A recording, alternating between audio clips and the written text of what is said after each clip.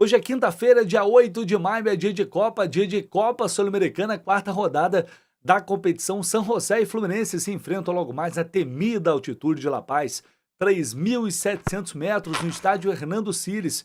É o Fluminense que vai tentar confirmar a sua vaga na próxima fase da competição. Se vencer, já está garantido. Resta saber se é como o primeiro colocado do grupo, e aí garantindo o passaporte direto para as oitavas de final, ou você vai terminar na segunda posição e aí vai ter que disputar um playoff contra um time que virá da Copa Libertadores. Então, a partir de agora, todos os detalhes, análises, informações, as projeções, vem comigo que eu vou te contar tudo sobre São José e Fluminense. Bora de pré-jogo.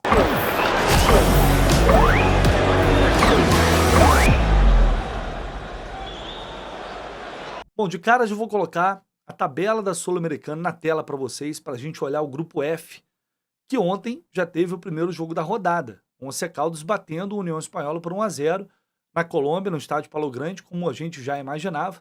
Esperava até uma tranquilidade maior, mas enfim, cumpriu ali o dever de casa. Conquistou os 3 pontos e isso fez o Once Caldas assumir provisoriamente a liderança do grupo, com 9. E aí, qual o cenário para o Fluminense agora? Se vencer, chega a 10. E pode até perder em casa dentro do Maracanã para a União Espanhola, que vai depender na última rodada apenas de uma vitória sobre o Once Caldas para terminar como primeiro do grupo. Então a vitória hoje, ela deixa o Fluminense numa situação extremamente confortável e garante os dois, Once Caldas e Fluminense, na próxima fase, na fase de mata-mata. E aí as duas equipes vão brigar pela liderança nas últimas 2 rodadas, tá?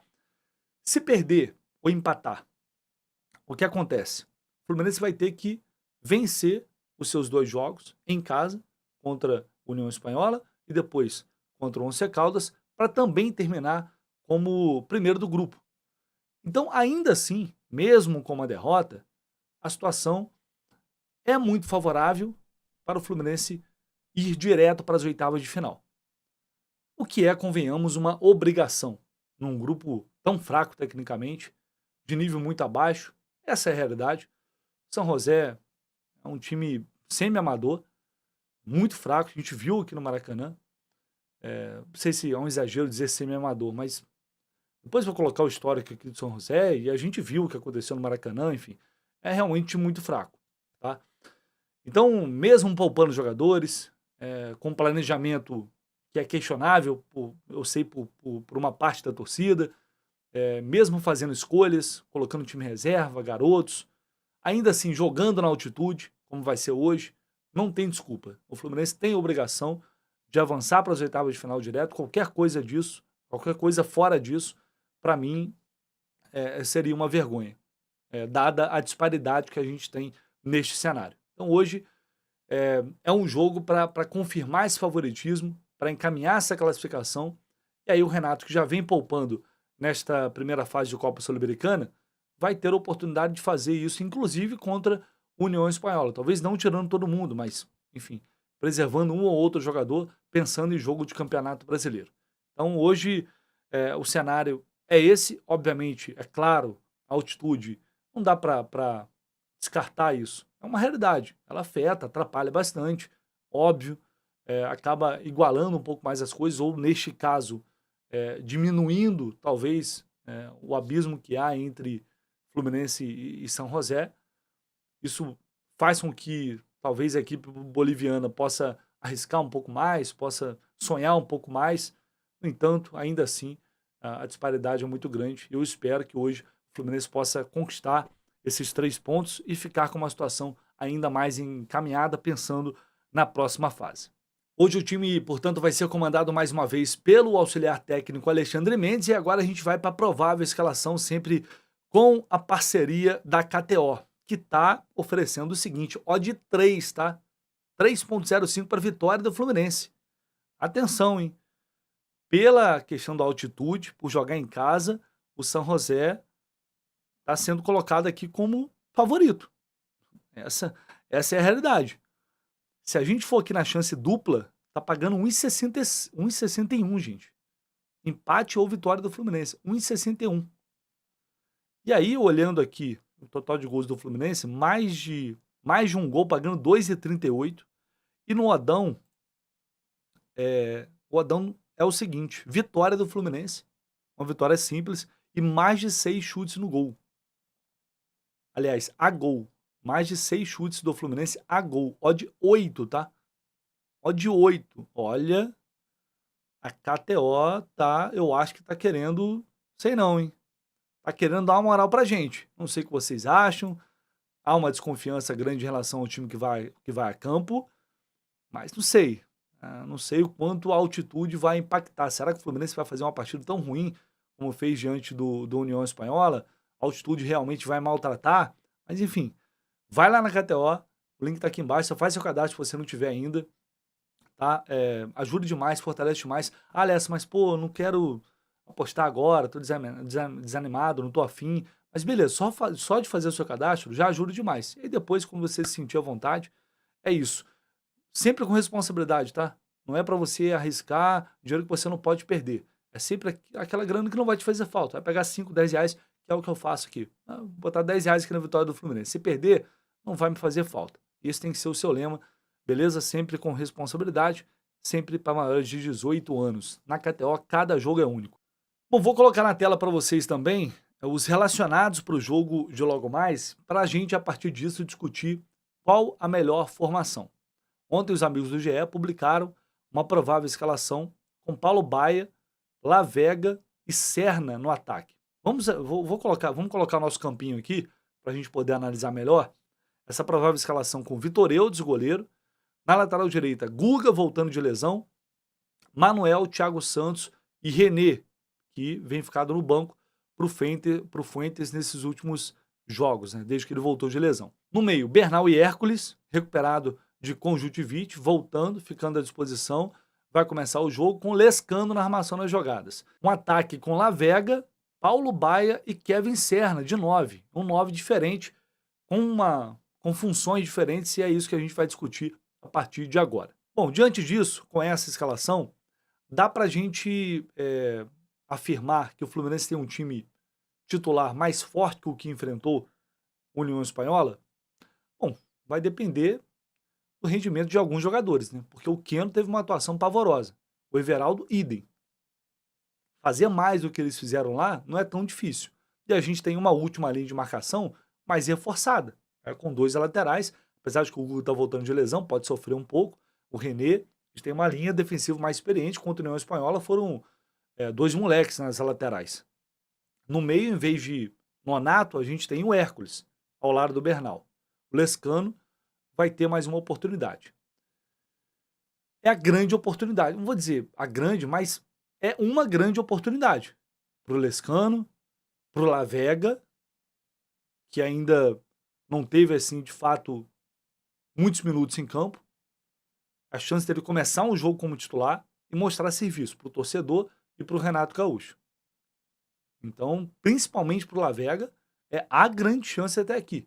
Ele vai ter de mostrar serviço. E Paulo Baia, acho que serve um pouco para ele também. A gente não espera muita coisa, mas, enfim, vai ter essa oportunidade com o Serna no ataque. Então, para mim, a escalação do Serna é um teste para os jogos mais importantes. Enquanto, pelo menos, a gente não tem Germancano e só tem Everaldo de centroavante. O Serna, como 9, ele pode ser utilizado mais vezes assim. Ano passado ele foi utilizado assim pelo Mano Menezes. Então, eu acho que passa a ser principalmente se ele for bem, uma opção bem viável para o Renato. Principalmente quando você está numa situação de, como foi contra o Sport, tem que botar o time para frente, buscar resultado. Então você pode escalar 2 pontos, você pode ter o Keno com o Canóbio, e aí o Serna entra, aliás, Keno com Arias ou Canóbio com Arias, o Serna entra por dentro, ao lado do Everaldo, você tem 4 atacantes ali, é uma opção diferente. Né? Quando você perceber que tem um espaço, tem um corredor, como o que o Fluminense ofereceu para o Sport, entre o lateral e o zagueiro, o Serna é um cara que pode aproveitar esses espaços. Então, eu acho que é um teste, é uma coisa que o Renato vai observar como possibilidade para os jogos com o time titular. Eu discuto muito essa questão, eu falei da oportunidade para o Lavega, para o Lescano, eu discuto muito isso porque é uma oportunidade, mas uma situação muito adversa, né? Vai jogar num time reserva, um time que não tem entrosamento, numa altitude agressiva, que é a altitude de La Paz. Então, ao mesmo tempo que é uma chance para o cara mostrar serviço, não é um cenário ideal. É diferente você pegar o La Vega e dar uma oportunidade para ele no time titular, com os principais jogadores. É claro que tem uma diferença. A gente sabe disso. Mas, cara, o futebol é assim. Ele é feito de oportunidades, às vezes, não numa situação confortável, às vezes numa situação mais desconfortável mesmo. É aí que às vezes você mostra para o treinador que tem condições ou que merece ter mais minutos, né, ter sequência. Então, enfim, é a chance que eles vão ter, e eles precisam aproveitar da melhor maneira possível, porque é o que eu falo, num confronto como esse, contra um time tecnicamente muito mais fraco, positivamente, talvez você não tenha tanto a ganhar. O que eu quero dizer? É uma boa atuação. Muita gente vai falar, mas foi contra o San José também, né? Vamos ter calma. É um time muito mais fraco. Agora, se você vai muito mal, que é o que aconteceu, por exemplo, com o Lescano no Chile, você acaba ficando muito marcado negativamente. Justamente por isso. Porque é um time muito mais fraco e ainda assim você não conseguiu sobressair. Então é meio que cumprir ali, também fazer o dever de casa, o famoso não fez mais que obrigação, jogar bem contra um adversário que está muito abaixo. Só que aí entra a questão da altitude, aí entra a questão da adaptação, de um time que não tem entrosamento ideal.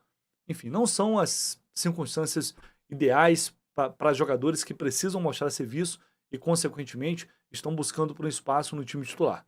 Mas é o que tem. E aí vale para o Hércules fazer um bom jogo, coisa que ele não tem feito com frequência. Mais uma vez, o Bernal. Enfim, o sistema defensivo ali, a galera que em algum momento vão acabar tendo chance porque tem muita rotatividade na zaga, jogador lesionado, jogador machucado, lateral a mesma coisa. Então é um jogo que o Fluminense vai ter, que esses jogadores vão ter para tentar mostrar para o torcedor e também para o treinador que podem. Então é um jogo que, querendo ou não, você acaba tendo mais a perder do que propriamente a ganhar.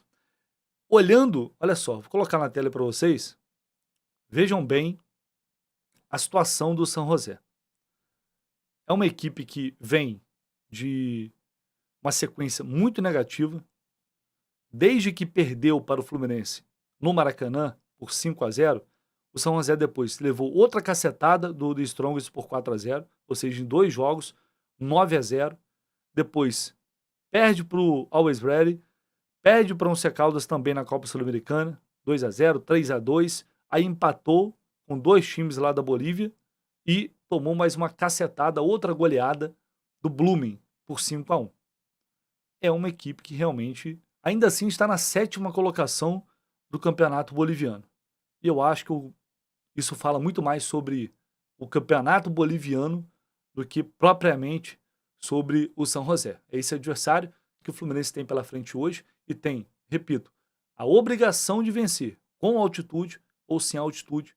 O Fluminense tem que voltar de La Paz com 3 pontos. Esses jogadores precisam mostrar serviço, eles mais do que ninguém têm que apresentar algo diferente para mostrar para o torcedor, para a comissão técnica, que eles merecem ter ali mais minutos, mais aparições no time principal. Vamos para a arbitragem do jogo, que será do venezuelano Alexis Herrera, que apitou os jogos do Fluminense lá em 2023. Ele apitou a vitória sobre o Argentino Júnior no Maracanã pela Libertadores. São 4 jogos no total, né? 2 vitórias, 1 empate e 1 derrota. Ele, em 22, apitou o Júnior Barranquilla 3, Fluminense 0. Fluminense e Barcelona de Guayaquil, aquele jogo no Maracanã. O Alexis Herrera apitou 2-2 no Maracanã. Jogo que culminou depois, né, a partida seguinte, na eliminação do Fluminense na Copa Libertadores daquele ano. E antes tinha apitado lá em 2018, Deportivo Cuenca 0, Fluminense 2. É um árbitro que eu acho bem fraquinho, sendo bem sincero. Não gosto desse árbitro, mas também não é um jogo que deve exigir muita coisa assim dele, né? Convenhamos também, Alex Herrera, se não tiver competência para apitar essa partida, não deveria apitar nenhuma. Ele vai ser auxiliado pelo Alberto Ponte e também pelo José Martínez, e o VAR será o Ángel Arteaga, todos da Venezuela. Jogo com transmissão exclusiva da Paramount. Atenção, hein? Jogo exclusivo da Paramount. Então você pode assistir por lá, mas deixe a transmissão em áudio com a gente, com a nossa equipe do Jornada Capital 1902, sempre presente no estádio, lado a lado com o Fluminense. Gabriel Amaral está em La Paz e fará a transmissão direto de lá. E a gente aqui do Brasil, claro, completando a equipe do Jornada para mais uma transmissão de Copa Sul-Americana. Nos vemos mais tarde, a partir das 5, a partir das 7h30 da noite, ao vivo, 2 horas, nosso pré-jogo, transmissão, pós-jogo, aquela cobertura especial que vocês já estão acostumados. Valeu, gente. Até mais tarde. Deixa o like aí, esqueça não.